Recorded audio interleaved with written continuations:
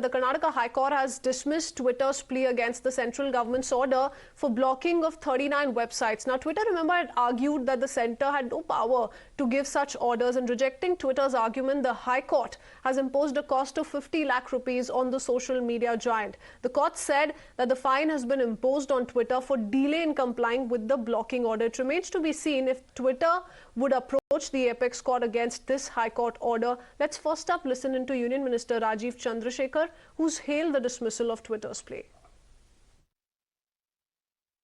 When the Jack Dorsey controversy broke, I said this, that Twitter, that he was lying, because even though Twitter was in non-compliance for over a year, that the government of India really gave them multiple opportunities to comply.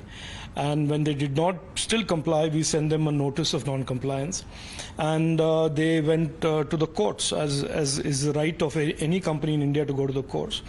And I am pleased that the court has today ruled that Twitter must comply with Indian law.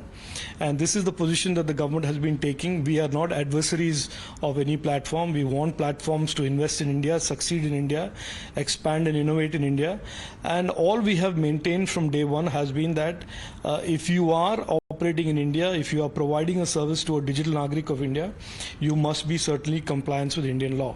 And that is a very simple ask of all platforms, whether they are Indian or foreign, big or small. And Twitter chose not to do it. And they chose to exercise their right in the Indian judicial system through the courts. And the courts have essentially said what we have said before, that you have to comply with Indian law. And interestingly, the court has also said, knowing fully well the deterrent under the Act, under the IT Act of imprisonment if you don't comply with law, you still did not do it.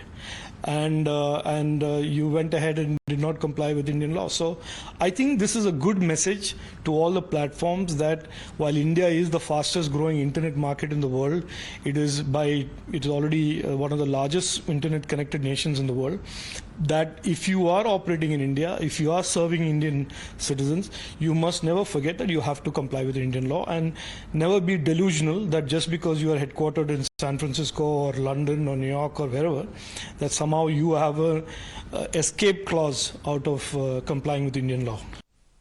You heard it from the Union Minister say that Twitter's decision to move the court with regards to the government's orders was part of a fiction. We're going to play out several reactions coming in on this story. A quick break for now. We'll return with more news on the other side. Stay tuned.